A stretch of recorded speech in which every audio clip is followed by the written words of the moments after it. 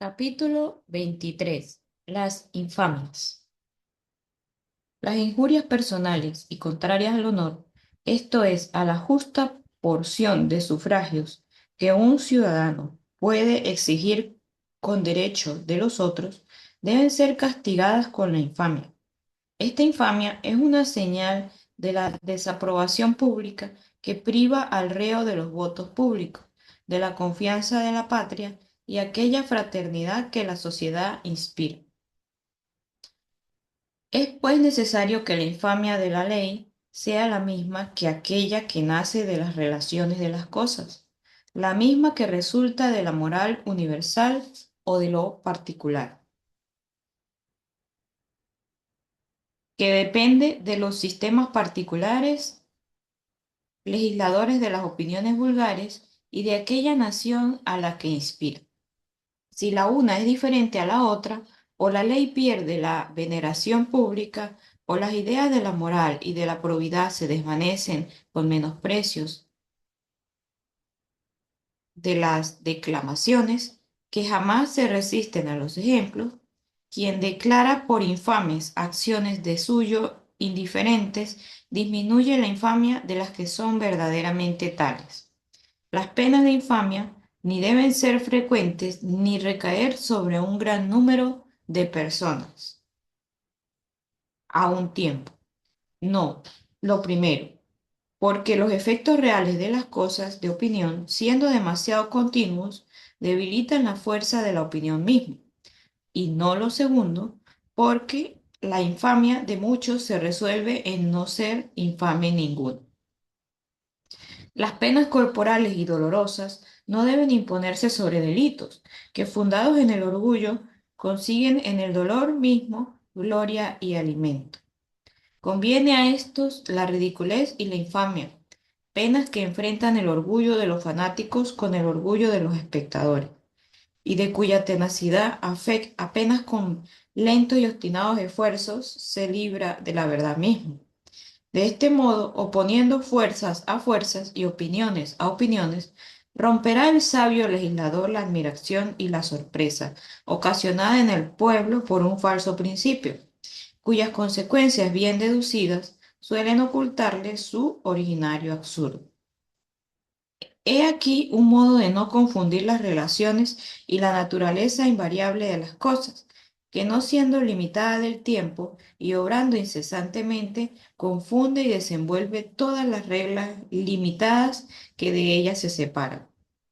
No solo son las artes de gusto y placer, quien tienen por principio universal la imitación de la naturaleza, la misma política, o a lo menos la verdadera y durable, está sujeta a esta máxima general, pues no es ella otra cosa que el arte de mejor dirigir y de hacer fecundos los sentimientos inmutables de los hombres. Capítulo 24. Ociosos. El que turba la tranquilidad pública, el que no obedece a las leyes, esto es, a las condiciones con que los hombres se soportan y se defienden recíprocamente, debe ser excluido de la sociedad, quiero decir, desterrado de ella. Esta es la razón por la cual los gobiernos sabios no consienten en el seno del trabajo y de la industria aquel género de ocio político que los austeros declamadores confunden con el ocio que proviene de las riquezas bien adquiridas. Ocio que es útil y necesario a medida que la sociedad se dilata y la administración se estrecha.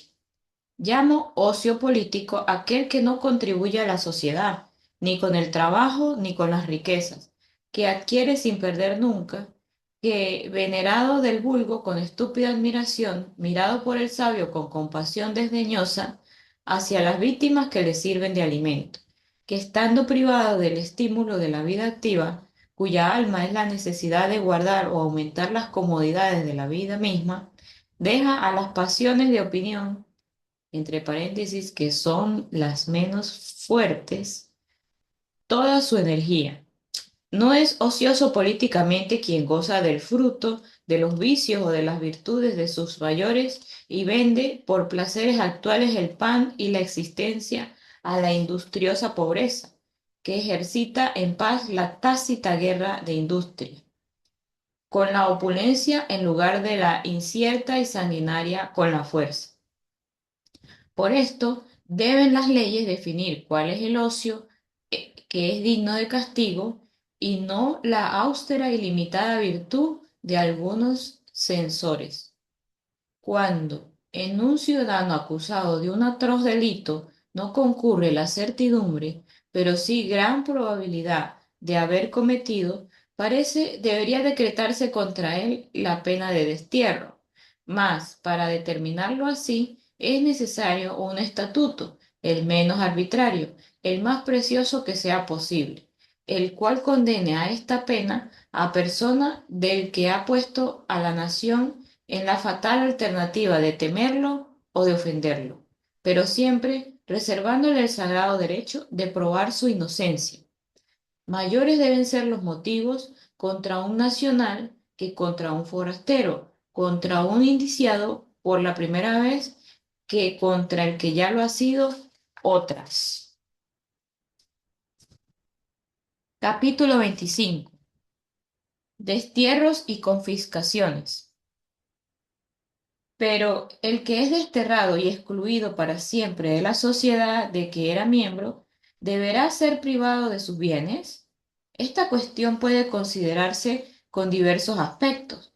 Perder los bienes es una pena mayor que la del destierro. Luego, con proporción a los delitos, debe haber caos por donde se incurra en perdimiento de todos o parte de los bienes. Perdón, corrijo. Debe haber casos por donde se incurra en perdimiento de todos o parte de los bienes y casos en que no. El perdimiento de todos debería verificarse cuando el destierro decretado por la ley fuere tal que anonade todas las relaciones que existen entre la sociedad y un ciudadano reo. Muere entonces el ciudadano y queda el hombre, y en el cuerpo político debe producir el mismo efecto que la muerte natural. Parecía pues que los bienes quitados al reo deberían tocar a sus legítimos sucesores, más bien que al príncipe, puesto que la muerte y semejante destierro no son lo mismo respecto del propio cuerpo político. Pero no me fundo en esa sutileza para atreverme a desaprobar las confiscaciones de los bienes. Si algunos han sostenido que éstas sirven de freno a las venganzas y prepotencias privadas, no reflexionan que aun cuando las penas produzcan un bien, no es por esto que son siempre justas, porque para ser tales deben ser necesarias, y una injusticia útil no puede ser tolerada de un legislador que quiere cerrar todas las puertas a la tiranía vigilante que lisonjea con el bien de un momento y con la felicidad de algunos personajes esclarecidos, despreciando el exterminio futuro y las lágrimas de infinitos oscuros. Las confiscaciones ponen precio a las cabezas de los débiles, hacen surgir al inocente la pena del reo y conducen a los mismos inocentes a la desesperada necesidad de cometer los delitos. ¿Qué espectáculo más triste que una familia despeñada en el abismo de la miseria y de la infamia por los delitos de una cabeza, a la cual la sumisión ordenada por las leyes sería impedimento que prohibiese el estorbarlos, aun cuando tuviese medios para hacerlo? Capítulo 26.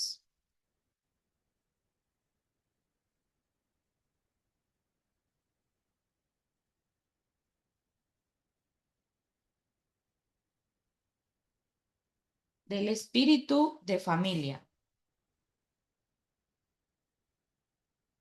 Estas injusticias autorizadas y repetidas fueron aprobadas por los hombres más iluminados y ejercitadas en las repúblicas más libres por haber considerado la sociedad no como unión de hombres, sino como unión de familias.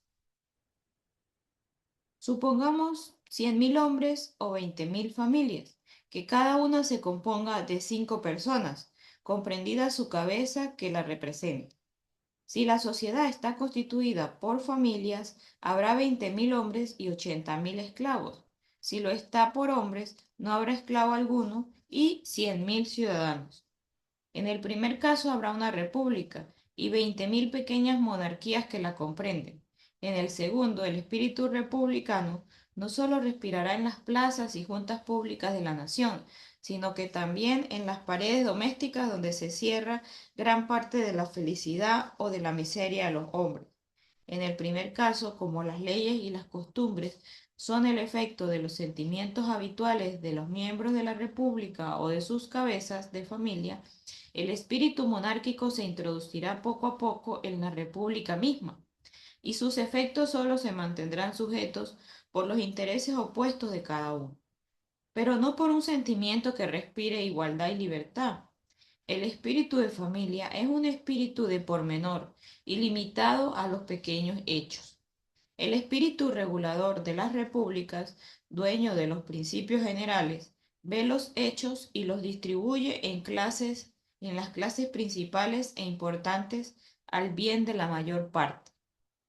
En la república de familia, los hijos permanecen en la potestad del padre en cuanto vive y están obligados a esperar por solo el medio de su muerte la existencia que dependa únicamente de las leyes.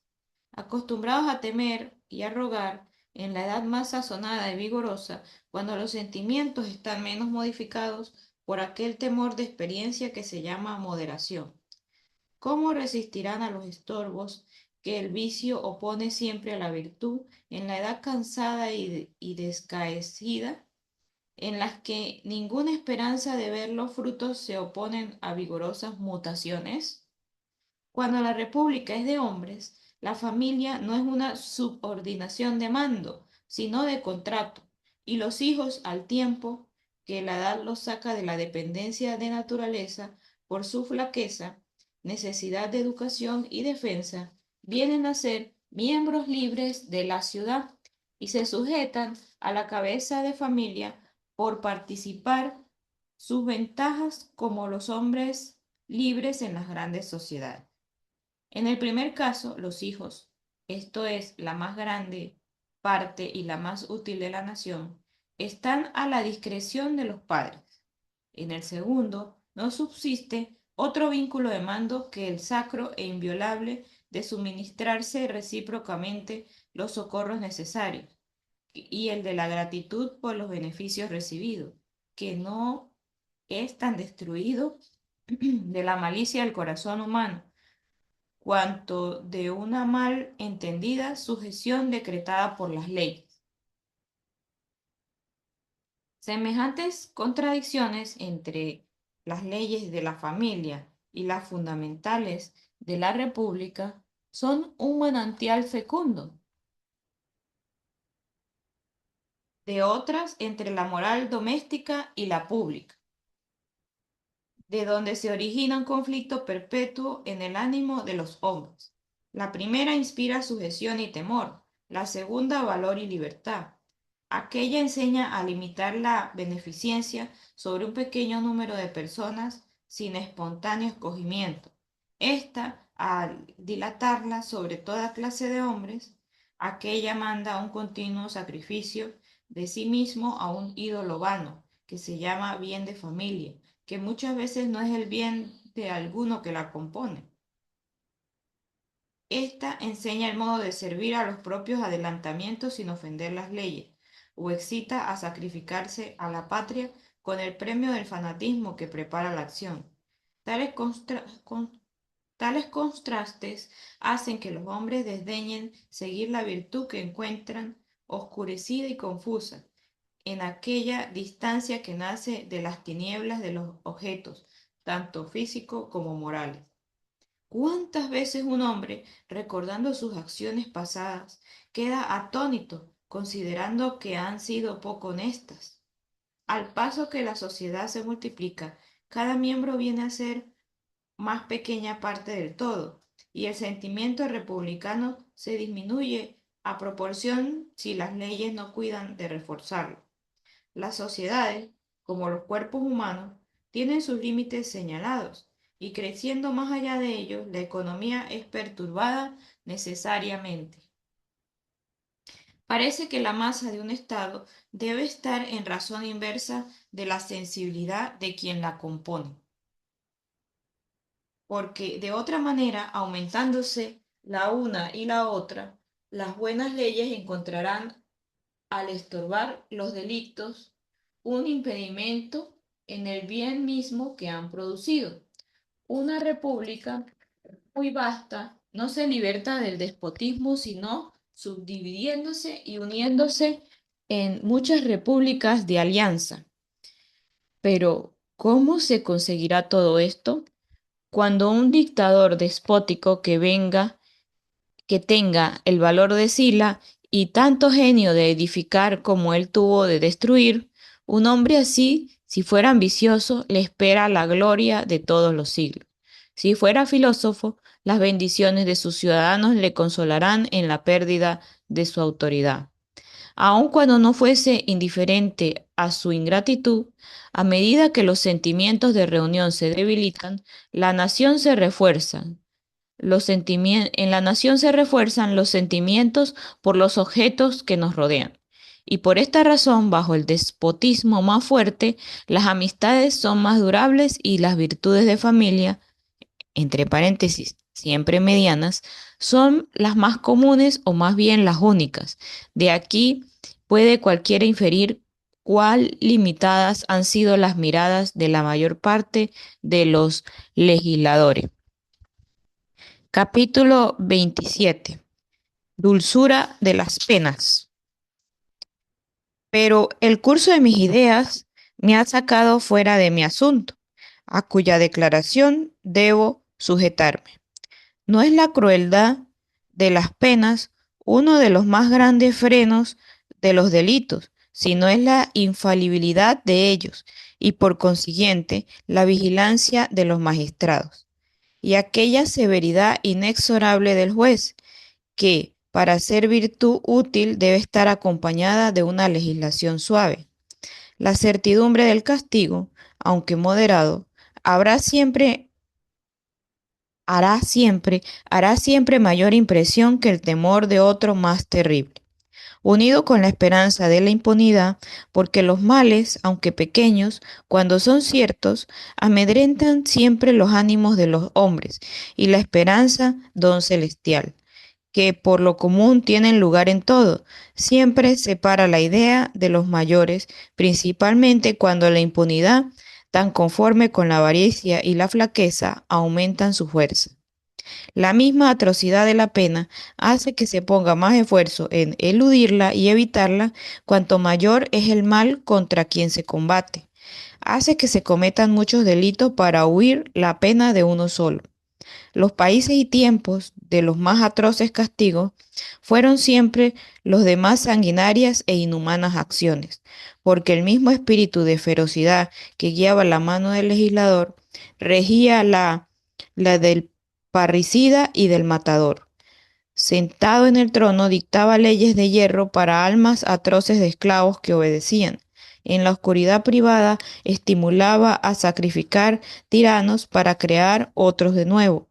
Al paso que los castigos son más crueles, los ánimos de los hombres que, como los fluidos, se ponen a nivel de los objetos que lo rodean, se van endureciendo, y la fuerza siempre viva de las pasiones es causa de que al fin de 100 años de castigo crueles, la rueda se tema tanto como antes, la prisión. Para que una pena obtenga su efecto, basta que el mal de ella exceda al bien que nace del delito, y en este exceso de mal debe ser calculada la infalibilidad de la pena y la pérdida del bien que el delito producirá. Todo lo demás es superfluo y por lo tanto tiránico. Los hombres se regulan por la repetida acción de los males que conocen y no por la de aquellos que ignoran. Supongamos dos naciones y que en una, en la escala de penas proporcionadas a la escala de delitos, tenga determinada por la pena mayor la esclavitud perpetua y la otra la rueda. Yo afirmo que la primera tendrá tanto temor de su mayor pena como la segunda. Y si hay razón para transferir a la primera las penas de la segunda, la misma razón servirá para acrecentar las penas de esta última, pasando insensiblemente desde la rueda a los tormentos más lentos y estudiados, hasta los más exquisitos que inventó la ciencia, demasiado conocida de los tiranos. Otras dos consecuencias funestas y contrarias al fin mismo de estorbar los delitos se derivan de la crueldad de las penas. La primera, que no es tan fácil guardar la proporción esencial entre el delito y la pena, porque aun cuando una crueldad industriosa haya variado mucho sus especies, no pueden éstas nunca pasar más allá de aquella última fuerza a que está limitada la organización y sensibilidad humana.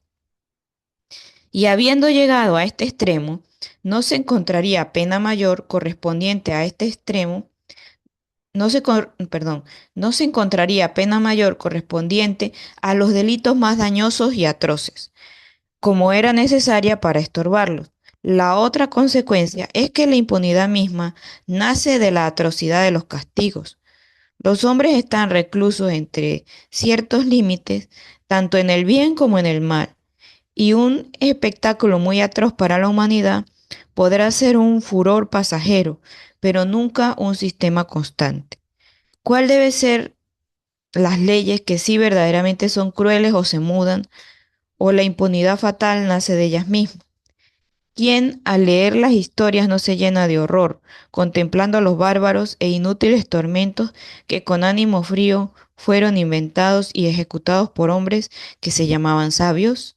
¿Quién podrá no sentir un estremecimiento interior y doloroso al ver millares de infelices a quienes la miseria, o querida o tolerada de las leyes que siempre han favorecido a los pocos y abatido a los muchos, cierra paréntesis, obligó y condujo a un retroceso desesperado sobre el primer estado de naturaleza, o acusado de delitos imposibles y fabricados por la temerosa ignorancia, o arreos solo de ser fieles a los propios principios, despedazados con supuestas formalidades y pausados tormentos por hombres dotados de los mismos sentidos y por consiguiente de las mismas pasiones, agradable espectáculo de una muchedumbre fanática.